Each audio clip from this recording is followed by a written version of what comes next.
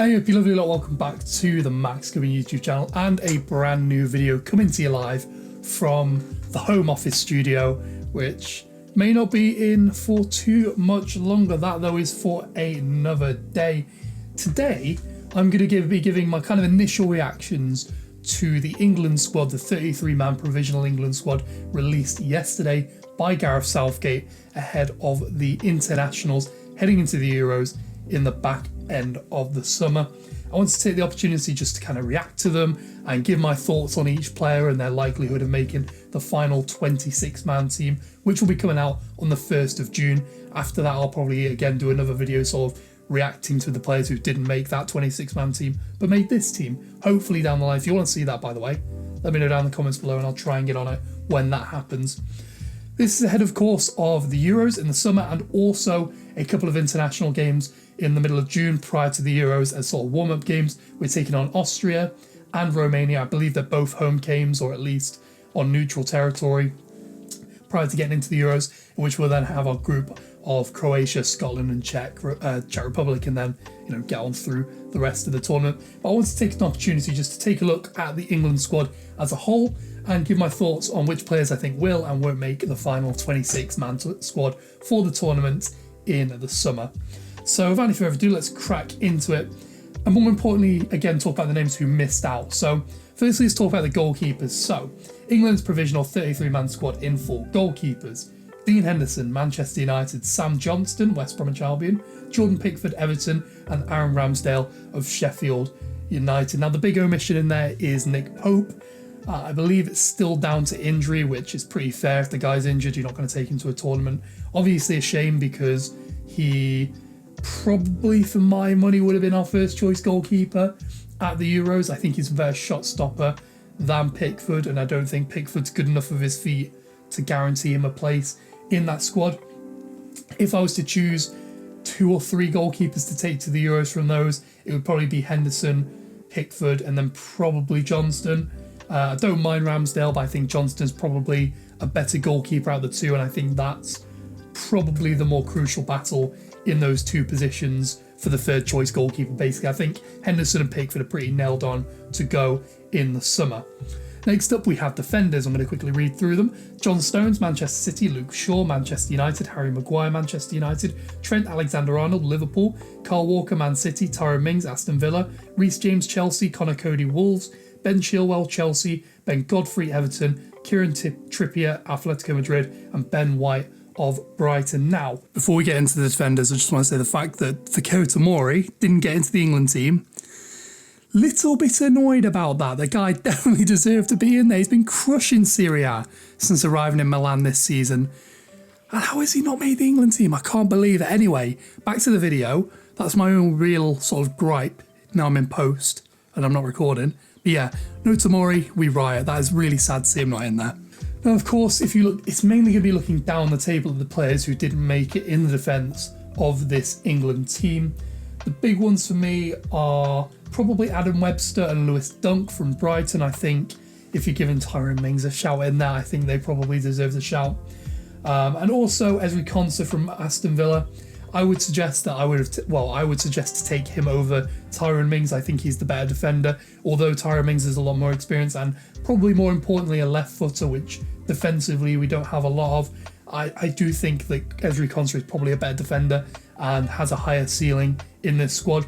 Good to see Ben White getting in there. I think especially if we end up playing a 3 at the back, he's played that for the majority of the season, as the same with Conor Coady, although again not had the best of seasons as a team. Obviously having experience playing in a 3 is quite important, and I think a lot of people are imagining that that's probably the route England are going to be going down with. Obviously that means Kyle Walker's inclusion is quite important as the right backs in the team. He's probably the one most adept playing as an outside centre back, so that obviously wouldn't be too much of an issue. Much the same with Luke Shaw, although I think he should be our starting left back. He can also play as a left centre back, so that's obviously quite useful to have down the line with the team. Overall, I'm pretty happy with the defenders. I think just Adam Webster, Lewis Dunk and Ezri Konsa maybe could have deserved the shout, although I'm happy Ben Godfrey got in there. I think he's had a really good season for Everton, playing in a lot of different positions. He's played in defence, he's played out on the right, and has pretty much done okay in every position. And I think especially Nicolo Ancelotti and being so young. He's definitely going to make a lot of improvements in that position. So yeah, credit to him for getting into that team, I think. Overall, I imagine John Stones will probably go, Luke Shaw will go, Harry Maguire will probably go, Trent probably will go, Kyle Walker will go, Reece James probably will go. I'm not sure about Kieran Trippier. Coady, Chilwell, and probably Mings will go. I don't think Ben White and Ben Godfrey will make the final cut. Disappointing as it may be, I would rather they made it over Mings, but again, that left-footed side of Mings' game and also being a bit more experienced probably does go in the Villa defender's favour. And to be fair, he has been part of a very good defence for Villa this season. Let's move then into the midfielders quickly. Mason Mount of Chelsea, Declan Rice of West Ham, Jordan Henderson of Liverpool, Jude Bellingham of Borussia Dortmund, Phil Foden of Man City, Jack Grealish of Aston Villa, Kalvin Phillips of Leeds, Jesse Lingard of Man United, James Ward-Prowse of Southampton, and Bukayo Saka from Arsenal. Few interesting shouts in there. Good to see Bukayo Saka get in there. I think he's had a really good season for Arsenal. Definitely had a very good first half of the season. Dropped off a little bit in the second half in terms of production, but has also been playing left back a lot, which is a very useful asset. He's played left back in a back three or left wing back. That's a really useful asset to this team. We've not really seen Chilwell play that a lot for Chelsea when they've played three at the back. Shaw is more playing a left side centre back in a three, so it's good that Saka is there and has experience playing in that position. Very useful asset. Other than that, there's not really many screaming omissions in the midfield for me. I'm pretty happy with overall the shape of that midfield for England. Jack Grealish, of course, coming back from injury. I don't know how much he'll feature leaning into the Euros. Much the same with Jordan Henderson as well. Overall, I would suggest that the sort of cut towards the 26 team, probably Mason Mount will get in there, Declan Rice will, Henderson probably will just for experience. I'd like to see Bellingham get in there, but I wouldn't be surprised if he didn't. Foden will get in there, Grealish will get in there, Phillips probably will as well. And then I think it's really between James Ward-Prowse, Jesse Lingard and Bukayo Saka for that final midfield slot in terms of who takes that position. Of the three, I kind of would feel inclined to take either. I think they all bring something different, don't they? Jesse Lingard, obviously a lot more experienced, had a really good season for West Ham in the half season he's been there. And more importantly, he's in good fitness because he's not really played much for the last year, so his fitness is probably the best of those midfielders at the moment. Obviously, we know about James Ward-Prowse's set-piece ability. That's about all he offers, though. He's not the best defensively, not the best going forward. His set-piece ability's there. I think if you take Trippier, you don't need to take James Ward-Prowse, in my personal opinion. And also Trent. Trent's really good from set-pieces too. And then Bukayo Saka, I think, for youth, and a bit of a wild card entry in there, and also the fact he can play as a wing-back on the left was quite interesting. Of the three, I'd probably take Jesse Lingard. It's tough though. I wouldn't have an issue either way, whichever one Gareth Southgate goes for. I think Jesse Lingard though would be the smart option, a bit more conservative than taking a bit of a risk on someone like Saka, or if there's any other wild cards out there. But that being said, I think he's probably the one who is the fittest and also could probably contribute the most in terms of goals and assists at this stage. So let's finally move into the forwards then. The forwards list a little bit shorter. Harry Kane for Tottenham, Marcus Rashford for Man United, Raheem Sterling from Man City, Dominic Calvert-Lewin from Everton, Mason Greenwood from Manchester United, Ollie Watkins from Aston Villa, and Jadon Sancho from Dortmund. I think overall England will probably take 5 forwards to the Euros, I would imagine, which would be a starting front three and then maybe like a backup striker and a backup winger. Would be my guess, at least. I'm not an expert on that kind of stuff.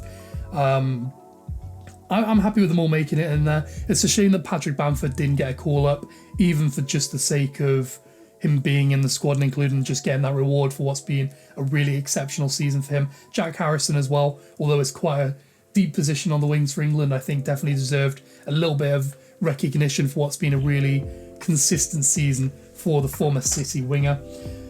Of those forwards, who would I take?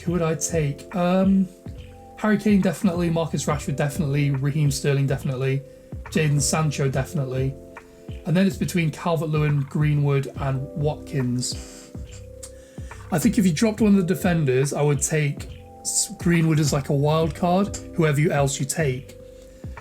But of the three, I think I'd probably lean more towards Dominic Calvert-Lewin, just because we've seen him in an England shirt get goals. Although Watkins did score in his debut, to be fair. It's tough. That's a tough one, actually. Yeah, I'm going to go for Calvert-Lewin. I'm going to say my 5 forwards would be Kane, Rashford, Sterling, Calvert-Lewin and Sancho. I will do, by the way, probably in England 26 when that full team is announced, so I can like compare and contrast against that one. Overall, though, I would say I'm pretty happy with the England team. There are obviously some omissions from that team, the likes of Patrick Bamford, Jack Harrison, Adam Webster, Lewis Dunk, Ezri Konsa. Midfield-wise, I'm pretty happy. I don't think there's anyone in there who would have pushed to make the England team for me. So overall, I would say it's a fairly good provisional team. I'll be probably back in the 26th. Is it the 1st? I'll probably be back on the 1st when the new team is announced, the final team to go to the Euros. Just want to talk about a few of the injured players who will not be making it. Leicester's James Maddison, Tottenham's Eric Dyer and Burnley's Nick Pope are left out for injuries. Understandable. I think James Maddison would find it tough to get into this England team at the moment, just considering the amount of depth in that attacking midfield position, particularly with Grealish and Foden being in such good form. Eric Dyer wouldn't get in my England team anyway. I don't rate him as a centre-back or a midfielder. Pope's a big miss. I think he would probably be my starting goalkeeper. Now probably would have gone for Henderson. Again, we'll do this all in a few weeks when the England team is fully announced. But yeah, overall, I'm pretty happy with that England provisional team. Obviously, on the 1st of June, when they announce the full 26 players, I will be giving probably my starting 11 and my full 26 squad opinions down the line. That, though, is the end of this video. Sorry, it's a little bit of a short one. Just wanted to get this out here as like an initial sort of little bit of a reaction to the suggestions or the inclusions in Gareth Southgate's England team. With all that being said, if you did enjoy this video, please don't forget to drop a like down below and subscribe to the channel, turning on notifications so you don't miss a single video. And with all that being said, thanks very much for watching. Have a lovely day, and we'll catch you later.